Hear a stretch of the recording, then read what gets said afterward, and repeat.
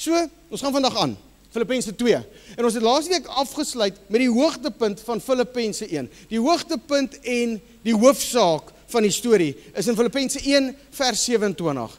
Daar sê Paulus, hoofsaak is dat julle lewenswandel in ooreenstemming met die evangelie van Christus moet wees. Hy sê, hier is die punt, hier is die hoofsaak, jou lewenswandel moet in ooreenstemming wees met die evangelie van Christus. En nou gaan hy in hoofstuk 2 in en hy begin dit 'n bietjie beskryf. Hy begin 'n bietjie beskryf hoe ons dit kan doen, hoe ons lewenswandel in lyn bring met die evangelie van Jesus. En in vers 1 sê hy die volgende, hy sê, aangesien julle die troos in Christus ondervind het. Nou troos klink of ons almal hartseer was, troos klink of ons almal huilerig was, en toe kom Jesus en hy vryf jou ruggie, maar dis nie heeltemal wat hierdie Griekse woord eintlik probeer oordra nie. Hy sê, aangesien julle die bemoediging in Christus ondervind het. En aangesien julle die aansporing of die aanmoediging deur die liefde en die gemeenskap van die Gees, die innige meegevoel en meelewing ondervind het, leef dan 'n lewenstyl wat in lyn is met die evangelie van Christus. Jy sien, Paulus het nogal 'n manier om so te skryf wanneer dit kom by die evangelie.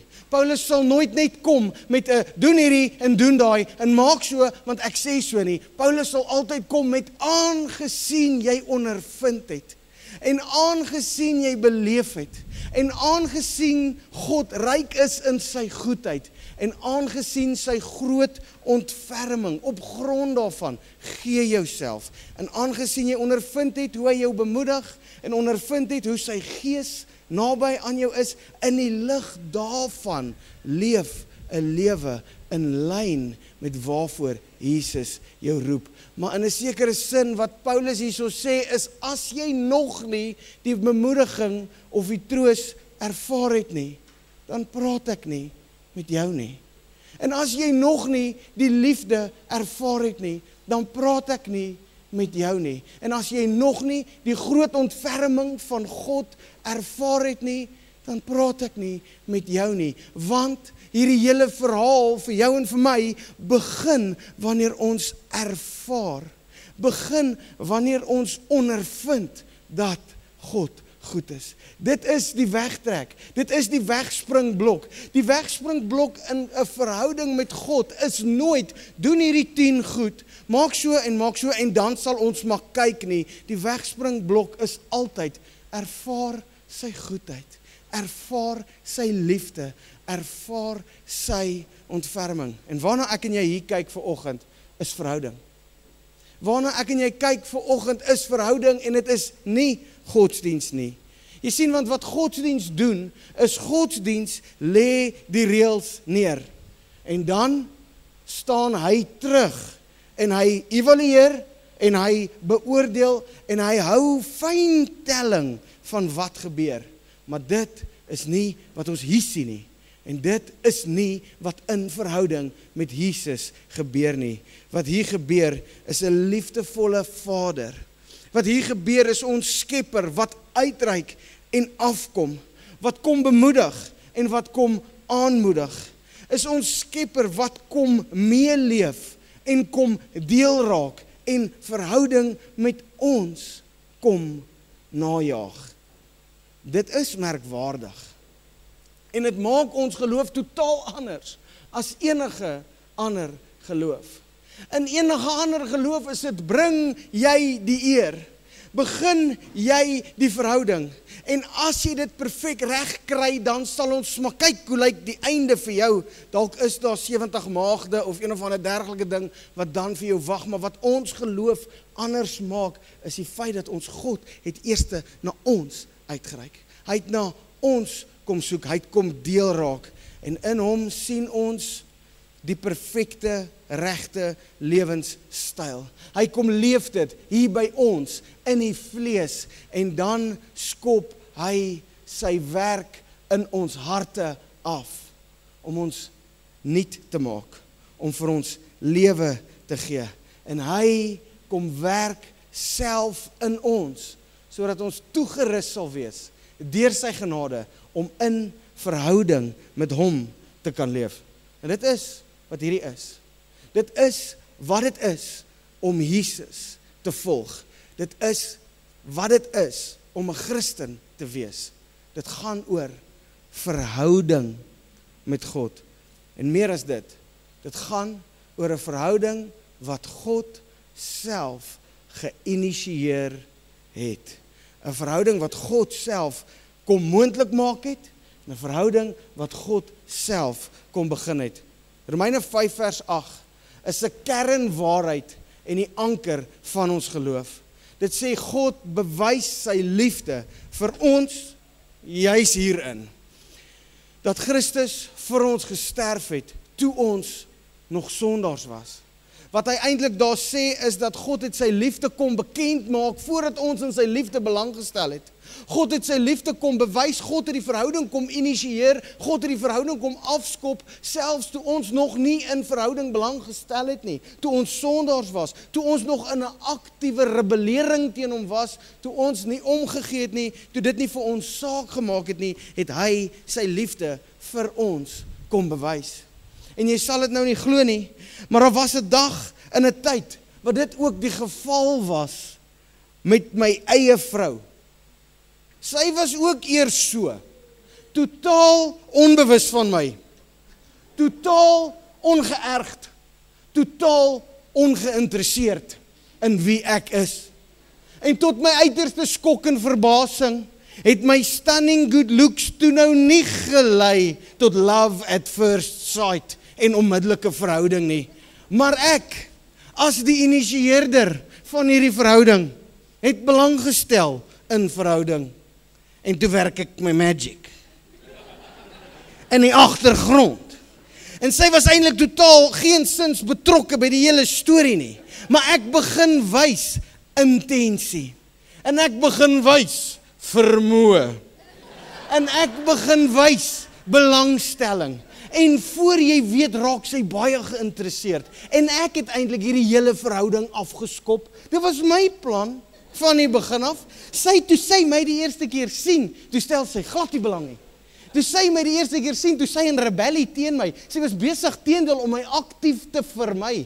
Sy was besig om aktief weg te bly. Maar toe gebeur die wonderwerk. En ek pursue, en hier kom verhouding, en die res is geskiedenis. Sy hou eintlik nou baie van my. Sy steek dit goed weg. Want sy's bang ek raak lui. Maar sy's eintlik mal oor my. Maar dit het alles begin by ek wat pursue het. En so werk Jesus ook met jou. So werk God met jou. Dis hy wat initieer en dan reageer ons. Dis hy wat ons harte kom jaag en dan reageer ons op wat hy gedoen het. Hy soek ons harte en hy kom maak ons wat ons nie was nie.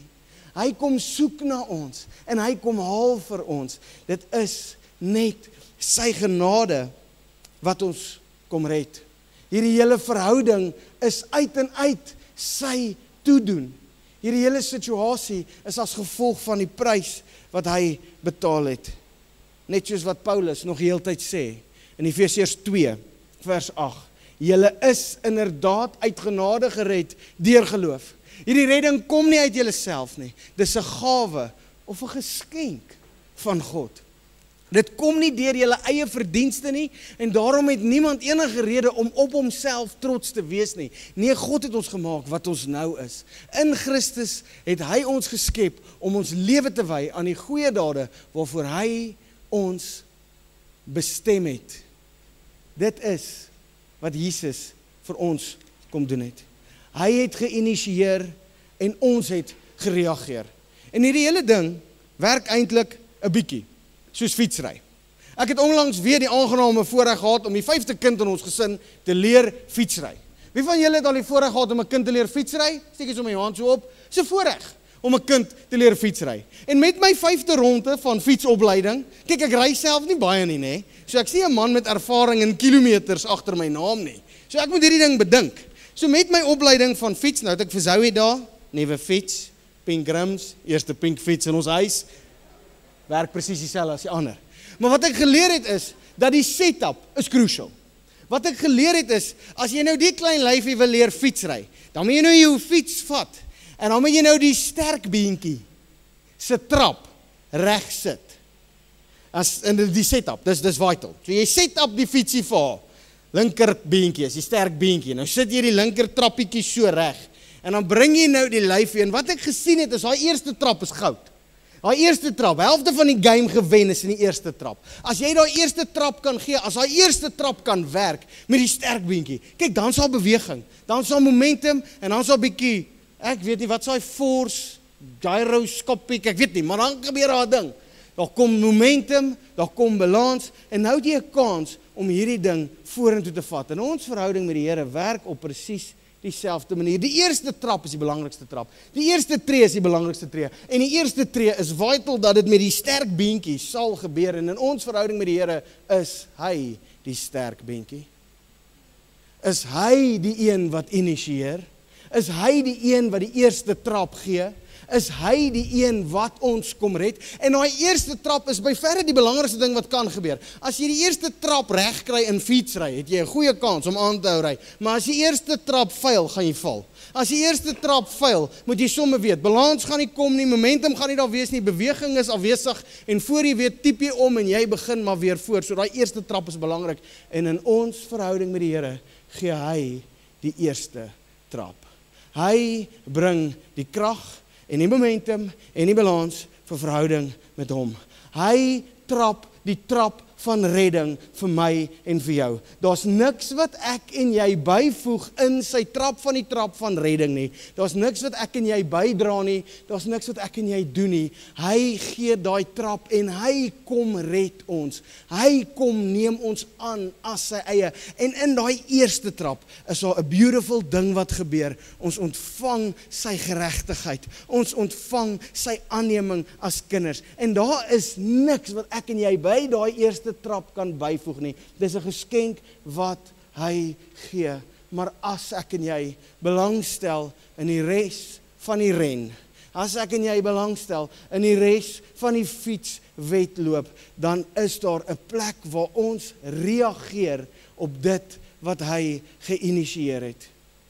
Voordat Madeleine positief gereageer het op my inisiering, was daar geen verhouding nie. En sonder haar reaksie op my inisiering, sou daar ook geen verhouding kon wees nie. Jy sien, ek en jy is geroep vir hierdie lewe saam met Jesus, in verhouding met hom. En hy gee vir ons daai eerste trap. Hy gee vir ons daai redding en daai aanneming as sy eie kinders. Hy gee vir ons die geregtigheid wat ons 'n staanplek voor God gee. Maar verhouding met hom is nie net redding nie. Daar is meer.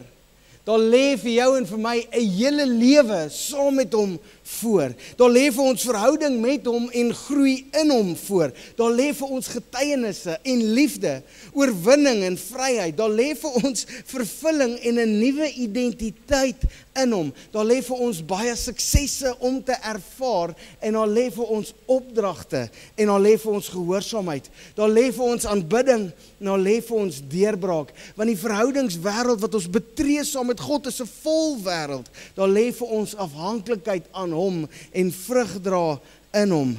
En dit wat ek nou beskryf, dis daai tweede trappie. Dis daai trappie wat ek en jy gee in reaksie op wat hy reeds gedoen het. Dis daai tweede trappie waar ek die verantwoordelikheid moet neem. En wat vir my baie interessant was, van veral toe ek nou hierdie laaste dogtertjie moet leer van fietsry, is 'n ding wat belangrik is jy moet regtig weet wanneer jy moet trap en wanneer jy moet wag dat hy trap. Toe ek nou vir Zoe reg het en is die setup is gedoen en die sterk beentjie en die armpie lê reg, sy gaan nou net trap, dan trap sy. En dan as die ander beentjie onderkom, dan trap sy nog. Dan trap sy weer. En dan gebeur daar niks. En baie keer gebeur dieselfde ding met my en jou, wanneer ons dink dat alles hang van ons af. Wanneer ons dink dat alles moet gebeur volgens my tydlyn en volgens wat van my verwag word, dan trap jy 'n trap as hy onder is.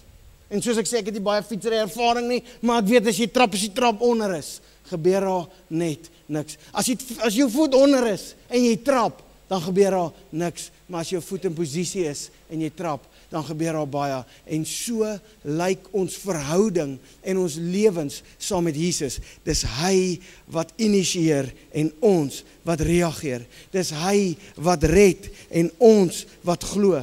Dis hy wat oortuig en dan is dit ons wat getuig. Dis hy wat sê en dan ek wat doen. Dis hy wat roep en ek wat kom. Dis hy wat gee en ek wat dankbaar is. Dis hy wat my vul en ek wat uitleef. En as ek en jy daai ritme verloor en dink dat alles net van een been afhang, dan rand ons op 'n plek waar ons tjoep stil staan. Want ek het net om te gee in gehoorsaamheid, omdat hy eerste gegee het. En ek het net lewe om neer te lê, omdat hy eerste lewe neergelê het. En ek het net om te bring, omdat hy eerste gegee het. En dit is hoe ons verhouding met hom lyk. Dit is so maklik soos fietsry. Dis hy wat initieer, dis ek wat reageer. En die mooi van hierdie hele verhaal is die feit dat ek en jy ons hoop kan vind in die een wat altyd weer sal initieer. Ons kan ons hoop vind in die een wat altyd weer daai eerste trap sal gee. Ons kan ons hoop vind in die een wat elke keer daai tree van redding, daai tree van verlossing, daai tree van kom haal my weer sal gee. Want sy genade is elke oggend nuut. In elke struikeling en in elke situasie sal hy my weer kom haal. En as hy sy tree gegee het, dan is daar weer momentum.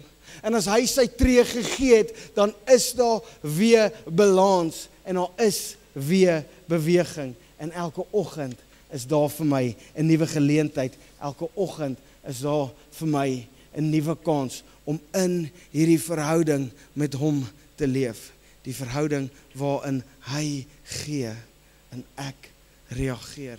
En ons kry hierdie ritme. En Paulus probeer iets hiervan vir ons verduidelik in die boek van Filippense. Filippense 2, gedeelte wat ek nou wil lees, begin in vers 12. En dit sê die volgende. Hy sê, daarom my geliefdes. En miskien moet ons net 'n bietjie daar stop, want dis ook nogal 'n ritme van Paulus. Paulus, elke keer wat hy weet dat hy 'n waarheid moet oordra geestelik, begin hy by, ek het jou baie lief. Begin hy by, jy is my geliefde. En wanneer ook al jy die voorreg het om geestelik inspraak te bring tot enige iemand se lewe, is dit 'n baie goeie plek om vir 'n oomblik stil te staan en jouself net af te vra, doen ek hierdie omdat ek jou liefhet, of doen ek hierdie omdat ek vir jou kwaad is? En as jy nog 'n bietjie kwaad is, sal dit wys wees om 2 tree terug te neem en te wag tot die oomblik wat jy soos Paulus kan sê, daarom my geliefde, daarom die een vir wie ek omgee, daarom die een wat ek wil seën en die een wat ek wil sien in vooruitgang en in voorspoed, daarom my geliefdes, soos julle altyd gehoorsaam was. Nie net in my teenwoordigheid nie, maar nou ook nog veel meer in my afwesigheid. Werk met vrees en bewering aan julle verlossing. Merk baie mooi dat hy baie spesifiek sê, werk dan met vrees en bewering aan julle verlossing. En nie werk dan met vrees en bewering vir julle verlossing nie.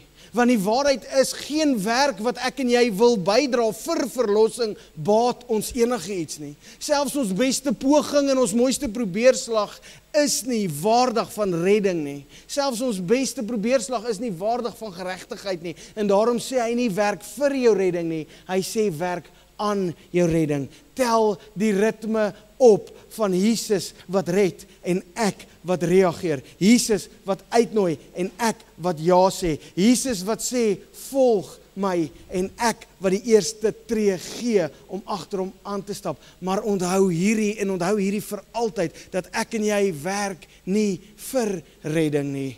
Ons werk aan ons redding. Ons werk nie vir die oorwinning nie, ons werk vanaf die oorwinning. Ons werk nie vir God se liefde en vir sy aanvaarding nie, ons werk vanaf sy liefde en sy aanvaarding. En waarheen ons mik, is ons mik na hierdie plek waar ons momentum en balans en beweging en vooruitgang en groei in elke area van ons lewens sal raak sien. Werk aan en nie vir nie.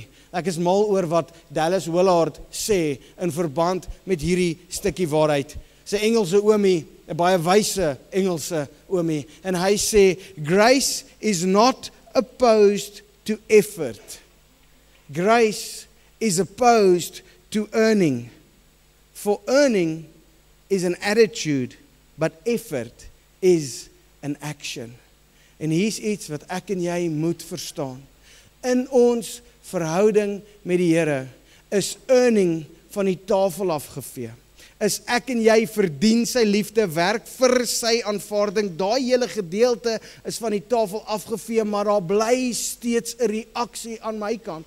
Daar bly steeds 'n werk aan my verhouding met hom. Daar bly steeds 'n ek neem die tree in reaksie op wie hy is en ek groei. Werk sal daar werk wees en effort sal daar effort wees, maar die mooi waarheid is hierdie, dat Jesus werk eerste.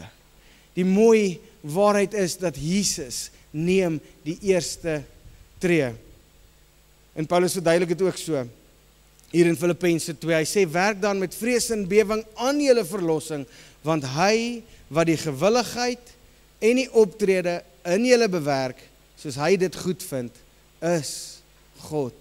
Die 83 vertaling sê, want dit is God wat in ons werk om ons gewillig en bekwaam te maak. Jy moet sien vandag dat die eerste werk is God se werk. Die eerste werk is daai werk wat hy werk om ons sy eie te maak. Daai eerste werk wat hy werk, is die werk van redding, waartoe ek en jy niks kan toevoeg nie, maar die volgende werk, en die verdere werk, en die groei in hierdie verhouding, en die pad en die proses van heiligmaking, en dieper verhouding, en nader leef, en beter sy stem hoor, en meer getrou optree, is in die tree wat ek en jy in gehoorsaamheid gee. Dis hy wat eerste werk, hy maak ons gewillig, hy maak ons bekwaam, hy verander ons. Wat sê 2 Korintiërs 5? Hy sê hy maak ons 'n nuwe skepsel. Die ou is verby, die nuwe het gekom. Wat sê Dawid? Hy skep in my 'n nuwe hart met 'n nuwe begeerte. Hy doen wat ek nooit self kon doen nie. Hy verander my van die binnekant af en op grond van dit reageer ek.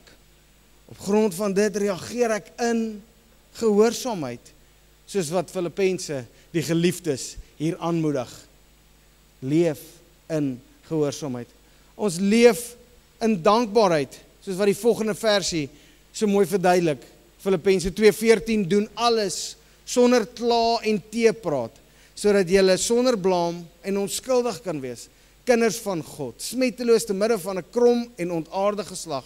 Julle skyn onder hulle soos sterre in die heelal, deurdat julle vashou aan die woord van die lewe. Op hierdie manier sal julle op die dag van Christus my rede tot roem wees, sodat ek nie vergeefs gehardloop of my vergeefs ingespan het nie. Wat Paulus sê is, ek wil by die wenstreep sit en ek wil sien hoe julle verby kom. Op goeie beweging, op goeie balans, met goeie spoed. Ek wil sien by die wenstreep dat julle een vir een inry, sodat daai eerste tree van redding wat Jesus vir jou gegee het, nie te vergeefs sal wees nie. nie verniet sal wees nie, maar dat jy sal sien, en dat jy in sy woord hierdie lewe sal ervaar. Hy sê ons skyn soos lig in 'n donker wêreld, omdat ons vashou aan die woord van die lewe. So hoe werk hierdie verhouding? Hierdie fietsry aksie van God wat doen en ek wat reageer, werk in sy woord. Jou tweede trap, jou kans, lê in sy woord. Hy sê vir ons en ons doen. Hy nooi ons uit en ons reageer. Hy sê, kom volg my en ek stap saam. En voor jy weet, is daar beweging en is daar momentum en is daar balans en is daar groei en is daar goeie vooruitgang. Voor jy weet, is daar 'n huis wat gebou is op die rots, nie 'n huis wat staan in die sand nie. Maar Jesus het die finale woord op wat ek vanoggend met julle wil deel. Johannes 15 vers 4 praat Jesus met sy disippels en hy sê, bly in my soos ek in julle. Jy sien, Jesus sê, ek het reeds geïnisieer, ek bly in julle. Nou is die uitnodiging, kom bly in my. Net soos die loot nie uit sy eie vrug kan dra, as dit nie in die druiwestok bly nie, so julle ook nie, as julle nie in my bly nie. Ek is die druiwestok, julle die lote, wie in my bly en ek in hom, hy dra baie vrug, want sonder my kan julle niks doen nie. En daar is niks belangriker om te verstaan as hierdie punt nie. Sodra ons begin dink aan fietsry, begin ek dink, dit hang van my af, begin ek dink, ek gaan dit doen, maar wat ongelooflik waardevol is om te besef dat die sterk beentjie is Jesus. Die een wat al die beweging en al die momentum begin is Jesus. En ek en jy reageer net op hom, ek en jy volg net op hom, en ek en jy moet verstaan dat sonder hom kan ons niks doen nie. Ons gaan niks van waarde voor hom bring wat earth-shattering is nie. Ons gaan net reageer op wat hy reeds gedoen het. En dan sê hy, as iemand nie in my bly nie, word hy soos 'n loot buite uitgegooi en verdroog. Hulle maak dit bymekaar en gooi dit in die vuur en dit verbrand. As julle in my bly en my woorde in julle bly, vra dan net wat julle wil en dit sal met julle gebeur. Hierdeur word my Vader verheerlik, dat julle baie vrug dra en my disippels kan wees. So die lank en die kort van wat vandag hier gebeur, is die uitnodiging van God om te reageer op wat hy reeds begin het. Om te reageer op die liefde wat hy begin bewys het. Om ja te sê wanneer jy sy uitnodiging hoor en om in sy woord die lewe te gaan vind wat hy vir jou begeer. Dit is 'n dans wat lyk soos hy begin en ek sê ja. Hy nooi uit en ek kom saam. Dit is waarvoor ons geroep is. En dit is wat Paulus vir die gemeente in Filippense wou verduidelik. Hy is nie besig om enige voorstel te maak om te werk vir jou redding nie. Maar wat hy sê, nou dat jy gered is, leef in hierdie verhouding. Leef in hegte verbondenheid met hom. 'n Verbondenheid wat ek en jy optel deur tyd in sy woord. 'n Verbondenheid wat ek en jy optel deur 'n stilte tyd eenkant te sit en te sê, Here, ek is hier vir u. Verbondenheid wat jy optel in sy teenwoordigheid.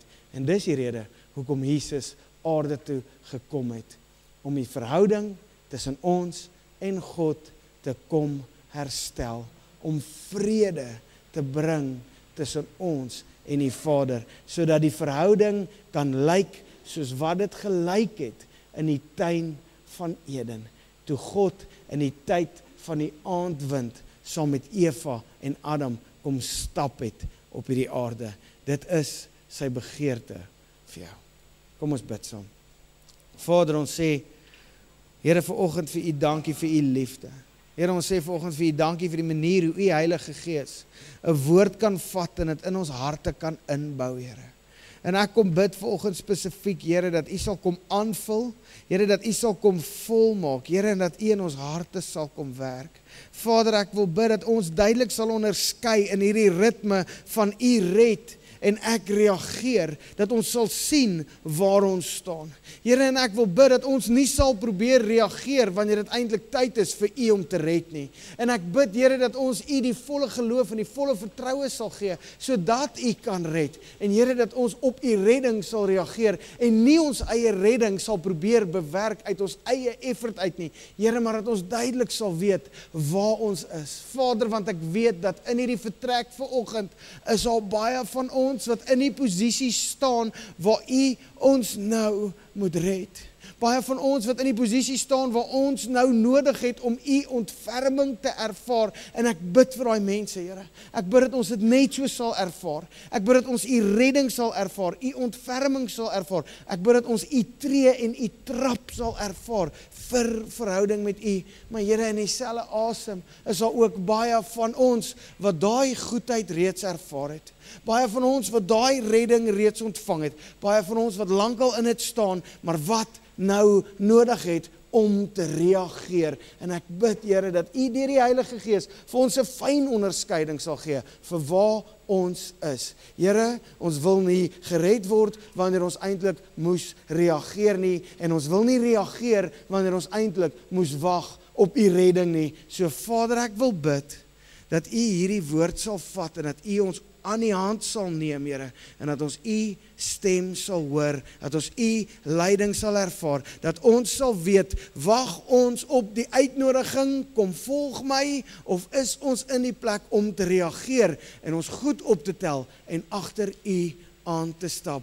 Here, ons wil dit nie verwar nie, ons wil dit nie meer kompleks maak as wat dit hoef te wees nie, maar die begeerte van ons harte is verhouding met U, en ek bid dat U dit vir ons sal bewerk in die naam van Jesus. Amen. Amen. Amen.